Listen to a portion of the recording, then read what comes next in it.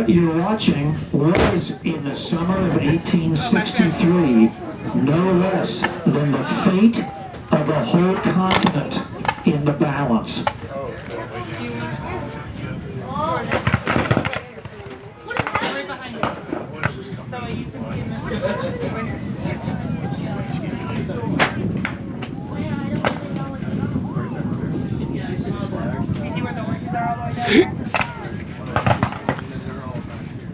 What are they doing? Oh, they're doing a... Are they doing a... The Confederate battle line, dressing on their colors the Southern Cross battle flag as they approach from the west. They're the vanguard of General Robert E. Lee's 75,000-man Army of Northern Virginia. The blue coat Union Federal soldiers that we see in their falling back skirmish line, they are a small vanguard of General George Meade from Pennsylvania and his Union Army of the Potomac. They numbered 90,000, outnumbering the rebels by 15,000. But neither one of those armies is here yet, and neither army particularly knows where the rest of them are.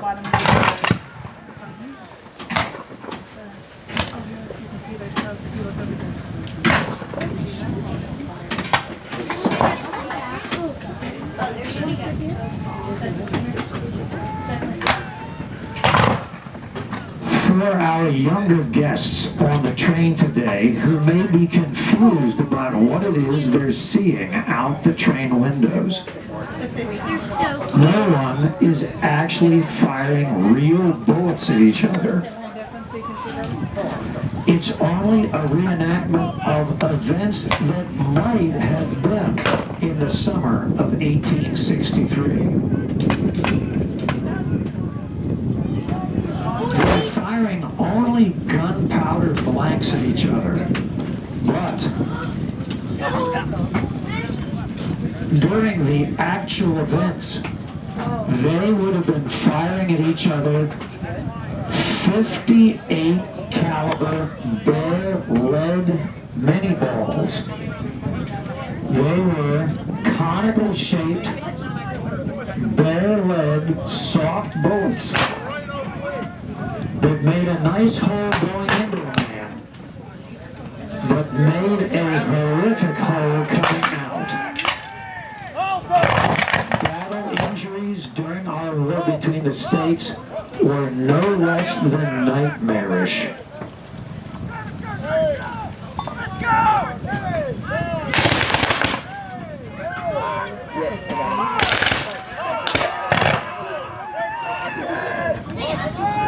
No.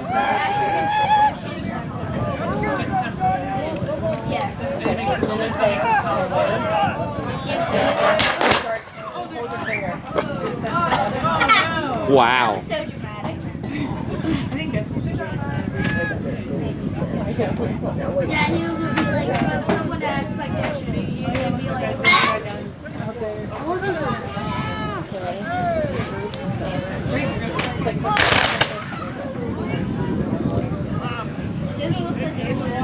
For safety's sake, I and the crew would like to request strenuously to all guests that you remain inside your car. Please do not step out on the end platforms. Please remain inside your car and view the battle action through the side windows. Please do not stand on the end platforms for safety. When the train begins to start moving again, that will be most unsafe to be outside of your car. Thank you for your kind attention.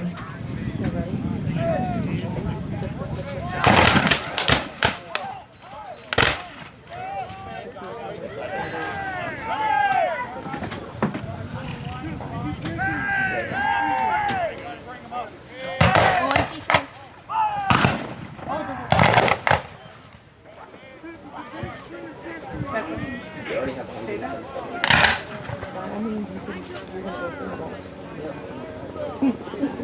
wish I was on that side.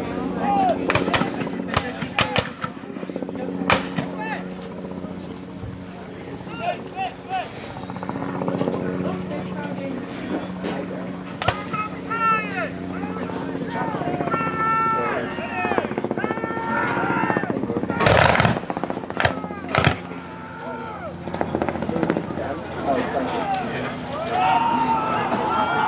I hope they don't scare the horse. No, I think the horses are very easy.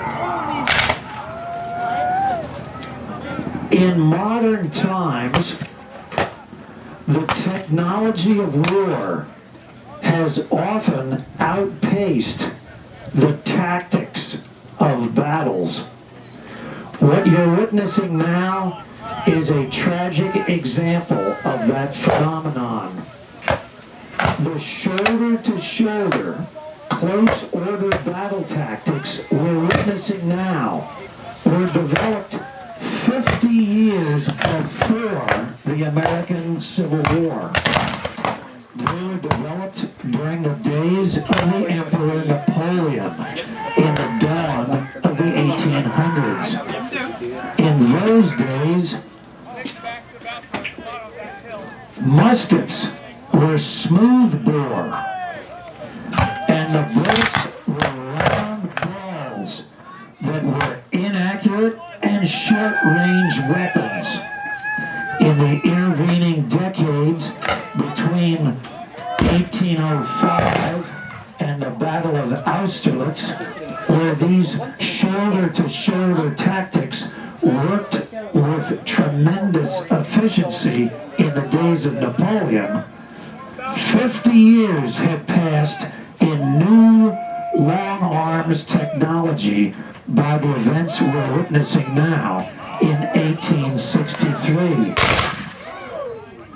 That volley fire you just heard was fired by rifle muskets with conical, groove-fitting, spinning balls that come out of the muzzle of the musket at extremely fast velocity, spinning with deadly accuracy at long range.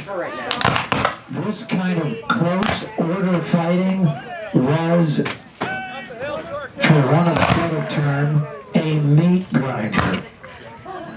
It would only be late in the American Civil War, in 1864 and 1865, when battle tactics caught up with the new deadliness of the latest generation of muskets. That's when the modern way of open order fighting, where you would never think of standing shoulder to shoulder with the man next to you, that's when those open order, leave a space between you and the next man tactics were developed. Only late in the American Civil War, but not yet in 1863.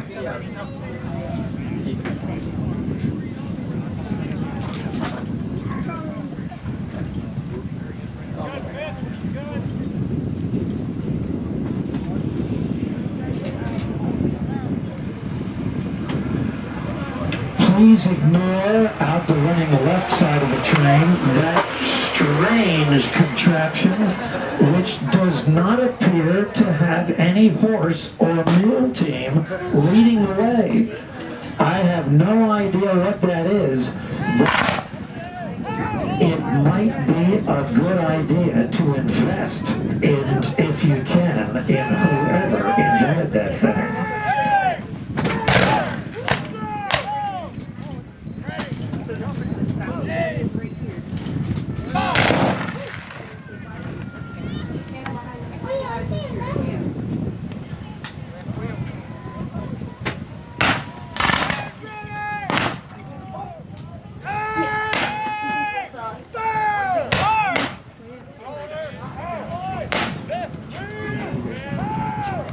For those of us seated in the west end of our train, closer to East Strasburg Strasburg station where we first departed, you can see now that the action has passed by as the rebel battle line has pushed the Federal skirmishers farther east. Those guests in the east end of our train today can see that the tide of battle currently is going in the favor of the Confederate States of America, so-called.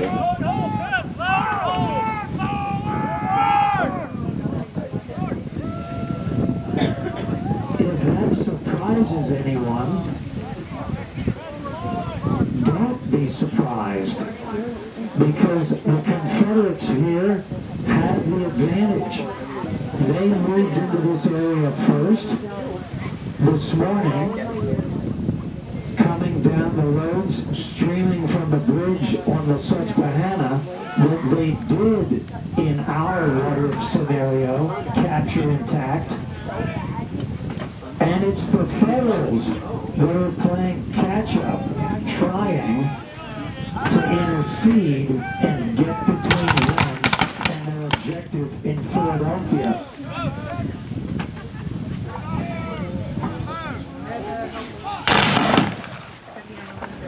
The Confederates in the summer of 1863 were riding a high crest of a wave of victories.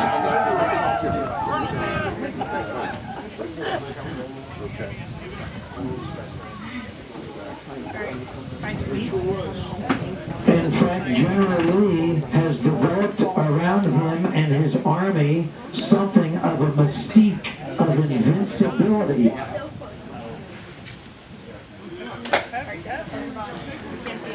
It's the rebels' hope that they can ride this wave all the way to total victory and independence if they can bring the stubborn Lincoln administration to the peace table with a crushing victory. And what would be better than capturing the birthplace of American independence, Philadelphia itself? And with Philadelphia in rebel hands, the road would be open to assault Washington City from the rear.